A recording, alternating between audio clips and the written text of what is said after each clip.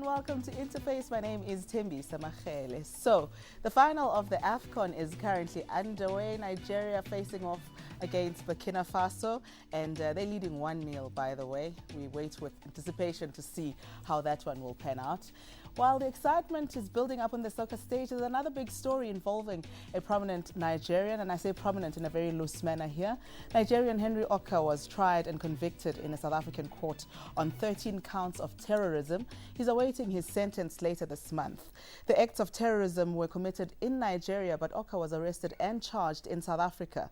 Now, tonight on Interface, we'll look at the dynamics of this case and what the conviction means for the fight against global terrorism. But first, before we get into that discussion, let's take a quick look at the following insert. Henry Oka is believed to be a leader of the Nigerian militant group, the Movement for the Emancipation of the Niger Delta. The Niger Delta is an oil-rich region in southern Nigeria.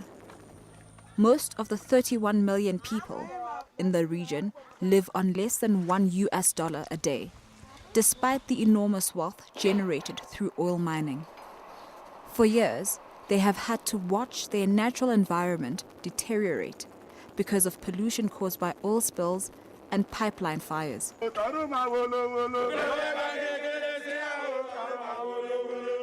Established in the early 2000s, the Movement for the Emancipation of the Niger Delta sought to address this very injustice.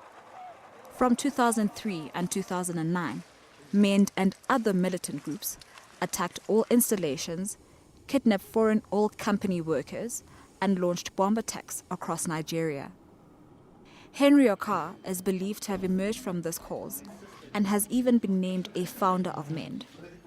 Many dispute this title, claiming that Oka was just an arms dealer who exploited the crisis in the Niger Delta for his financial gain. He has a background as a marine engineering graduate. Oka was arrested in Angola and deported to Nigeria in February 2008 and charged with 62 counts of treason, terrorism, illegal possession of firearms, and arms trafficking, offences punishable by death. He was granted amnesty in 2009 on the back of a promise that MEND would put down their arms. He was arrested in South Africa in October 2010, 2 days after the bombs exploded in Abuja, Nigeria, on the 50th Independence Day anniversary. 12 people died and 36 were injured. The South Gauteng High Court found Oka guilty of 13 counts of terrorism in January 2013.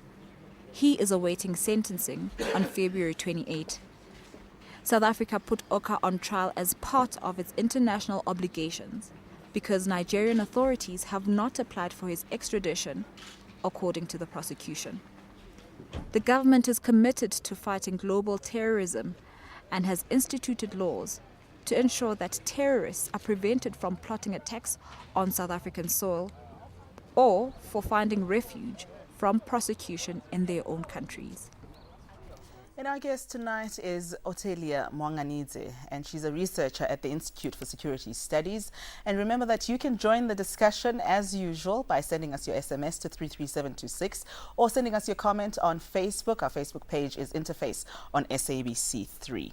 Welcome and thank you so much for joining us. Thank you for having me. Otelia, we were chatting just during that insert about, a terrorist versus an act of terror or an act of terrorism and all of that. One man's terrorist is another man's freedom fighter. What makes Henry Oka a terrorist? I think what makes Henry Oka a terrorist now, obviously, is that he has been convicted by a South African court for acts of terror committed in Nigeria in 2010. But what makes any act that a person commits, an act of terror, is how the community, international and domestic community, react to a person's crime that they've committed. So with both the instances for which Henry Oka has been convicted, both of them were intended to make people scared, to make people fear the work of the Movement for the Emancipation of the Niger Delta, which Henry Oka is said to lead. And so with both of these, the reaction from Nigeria and as well as, within Africa and internationally, was that this was clearly an act of terror intended to make people fear the movement for emancipation. We're also chatting about, my saying Henry Oka is a prominent Nigerian, and we're talking about how that depends on your point of view. If you are a member of MEND, for example, he's going to be your hero. But what makes this particular act or these acts that he's committed not be seen as acts in favor of the people of the Niger Delta? Firstly, it's the nature in which they were committed. They're violent acts. They did use bombs to attack civilian targets in Abuja, which is something that, in as much as you might be pushing for the emancipation of a particular region in Nigeria, if the targets that you're now targeting are, for example, yourself and myself, then what you're doing is you're not exactly sending your message to the very people, but you are actually harming the people you say you're protecting. Okay. So burning of the oil rigs, kidnappings, all of these things are horrible acts. But if you think back to some of the programs that we've had here on Interface, we spoke about, last week, we spoke about what happened in Mali, for example, in Timbuktu, and how a huge chunk of the heritage was burnt up there. And then we spoke the week before about Sasolburg and how, there was a whole lot of violence involved. And talking to the people that are doing these things, they'll tell you that this is the only way to get any government to listen. If you want attention, you do something that is worthy of the attention. I suppose it depends on what you look at in terms of getting the attention of someone. If it's toying, for example, or if it's actually bombing down a building, what you're doing to get that attention itself can be criminal. Doesn't necessarily mean your cause is a criminal cause, but if in order for you to meet the ends of your cause, you are using criminal methods such as, using a car bomb, for example, or suicide bombing, which has occurred. You spoke about Mali just now, which more recently just occurred in Mali, where they saw their very first suicide attack. It is not so much that the movement itself, and I cannot speak to that, whether or not it is a legitimate or illegitimate movement, but what I can say is if they use illegitimate means in order to get the attention of the government, if they use criminal means in order to get the attention of the government, then they are not free of guilt because of that.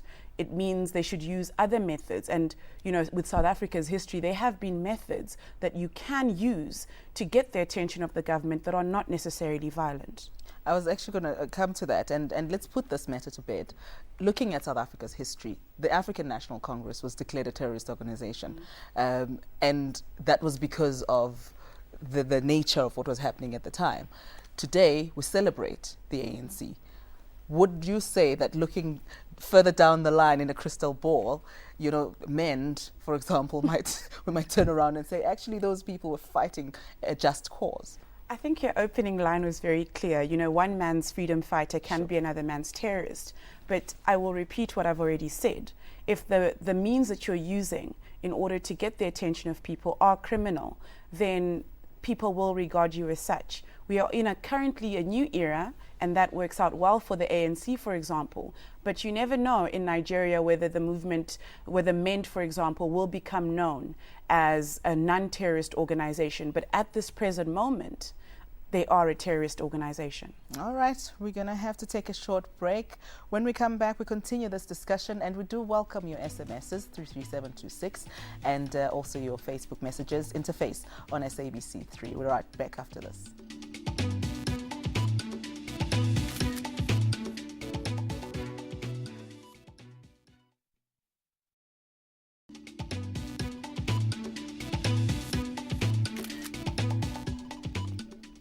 Okay, just to keep you up to speed, Nigeria is still leading 1-0 in the final of the AFCON. But we're talking about Henry Oka, who's been convicted of 13 counts of terrorism or acts of terror in South Africa, and we're chatting to Otelia Mwanganidze, who is with the Institute of Security Studies in the International Crime in Africa program. Remember that we do welcome your SMSs 33726 or your Facebook comments on Interface on SABC3. Now, if you look at what's happened in Nigeria, the acts of terror were quite prevalent between, I think, right up until 2009. And then they started to quieten down because there was an amnesty program in that country. But if you listen to some of the complaints that have come through in the news from the people of the region, the Niger Delta, they say that their grievances have not been addressed. And that's why you're seeing the acts of terror starting up again. Is that really a fair assessment of what's happening there? Arguably so. This is the point that MEND has been making, that they accepted the amnesty deal because they thought that there would be improvements in the Niger Delta, and they haven't seen these improvements. And so they've been reverting to using more and more violence to get the attention of the government, but they have been targeting civilians. And because of that, it puts the government between a rock and a very hard place, whether to meet the demands of MEND or to protect their civilians. And ultimately, the government has chosen to protect the civilians that are being harmed. Let's look at South Africa's role in this. It's quite a prominent role, but the crimes were committed outside of South Africa. They were committed in Nigeria. Why not just extradite him and take him back to his country, let him be tried there? Why try him in South Africa and convict him in South Africa? Well, South Africa under international law has a duty to either prosecute or to extradite. The reason why they didn't extradite him to Nigeria is because Nigeria did not send an extradition request. And so under its own domestic, continentals or international obligations, South Africa opted to prosecute Henry Oka here itself. And it's done this within the scope of United Nations Convention, but also within the scope of the Organization of African Unity's Convention Against Terrorism and its own domestic law. So as far as the law being on the side of South Africa on this, it is there.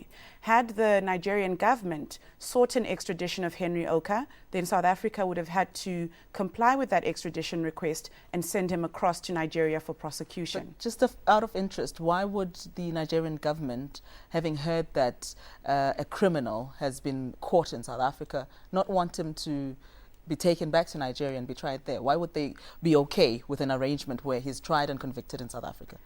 It's the prominence of Henry Oka within MEND. He was known as the leader of MEND.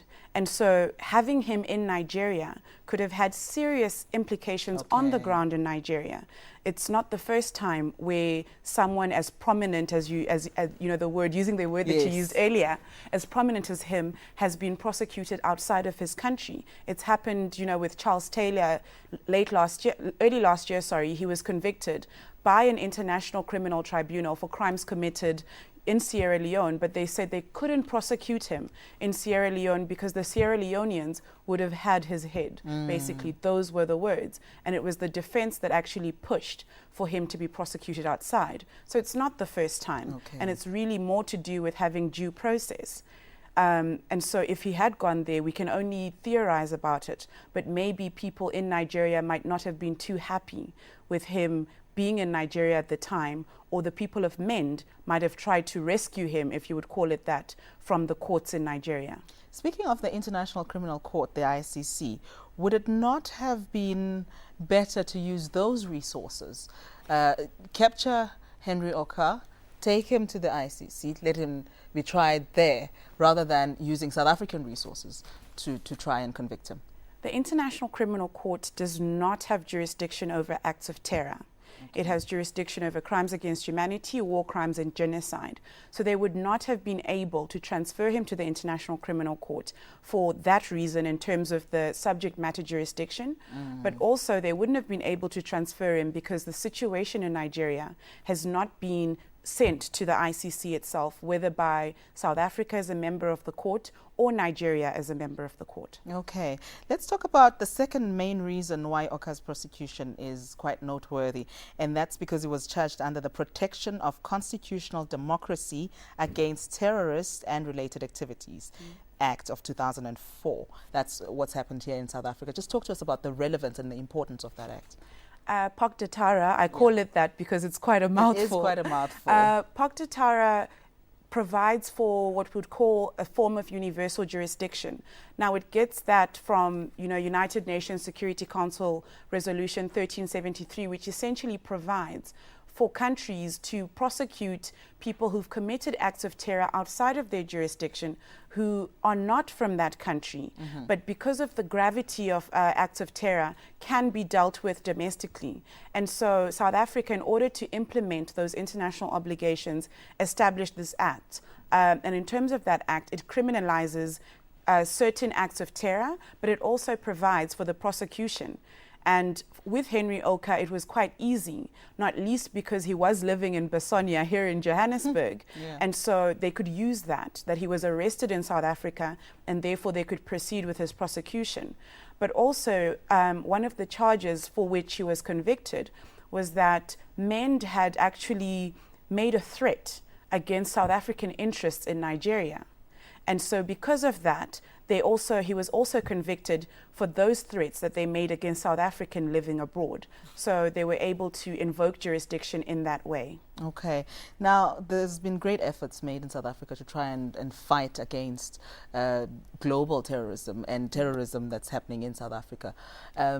This is specialized crimes unit within the NPA. How does that fit into the Pokdatara that you spoke about and all the other different laws that we have? The prosecutor who actually led the case against Henry Oka works for the Priority Crimes Litigation Unit, which was established in 2003, and its mandate includes prosecution of acts of terror, prosecution of treason, prosecution of crimes against humanity, war crimes, and genocide, and other crimes that have been identified as priority crimes for South Africa. And so this unit, it's got a team of about 6 or so prosecutors, deal specifically and only with these matters. So it's a specialized unit that is tasked with prosecuting, but also assisting the Directorate for Priority Crimes Investigations in leading their investigations in order for them to be able to identify, for example, where people are alleged to have committed serious offenses under both Pokdatara as well as the International Criminal Court implementation of the Rome Statute Act here in South Africa. All right, Ottilia, I want us to talk a little bit about what makes South Africa vulnerable to these groups coming here and hiding out in South Africa when great efforts are being made to fight against terrorism. But we're going to have to take a short break. When we come back, we'll chat a little bit about that. Do stay tuned.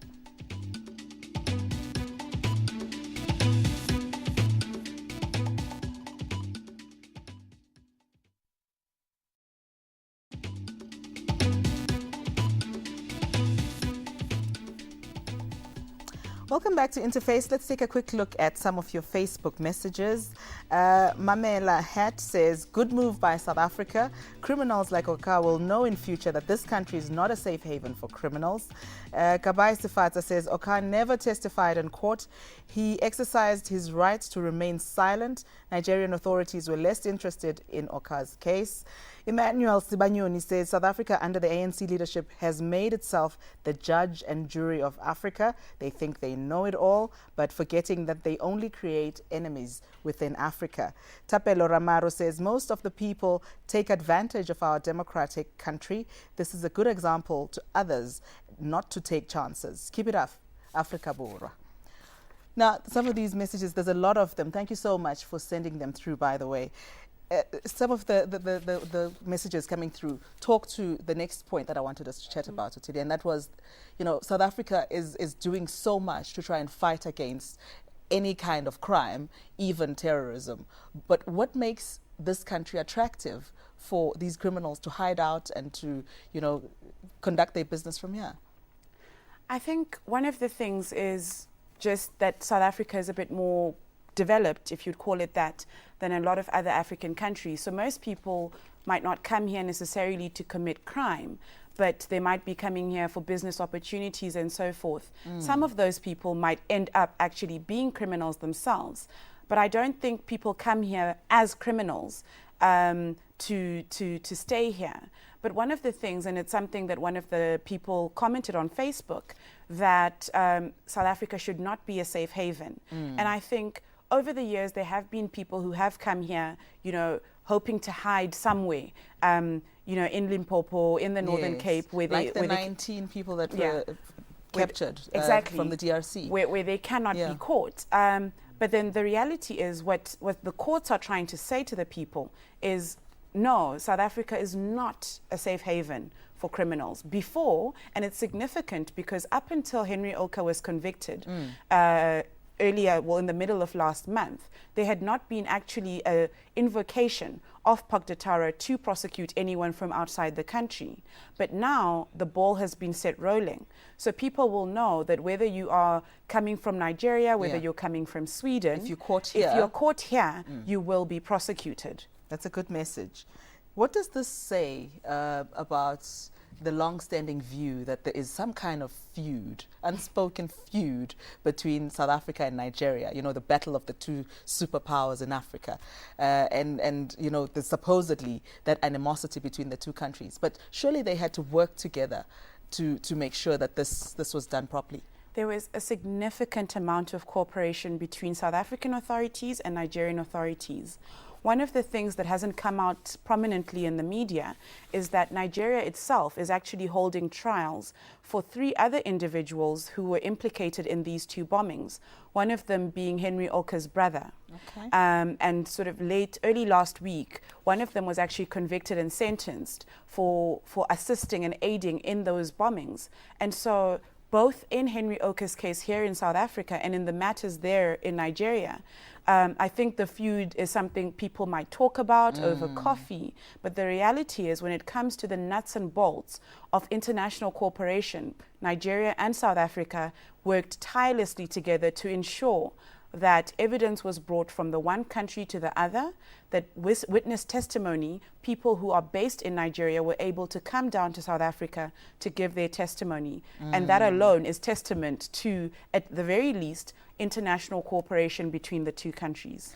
What about any kind of backlash? We know that MEND, the movement for the emancipation of the Niger Delta, has vowed to attack South African companies, Nigerian officials, etc., because of this conviction. What kind of backlash can we really expect from them? Should we take them seriously?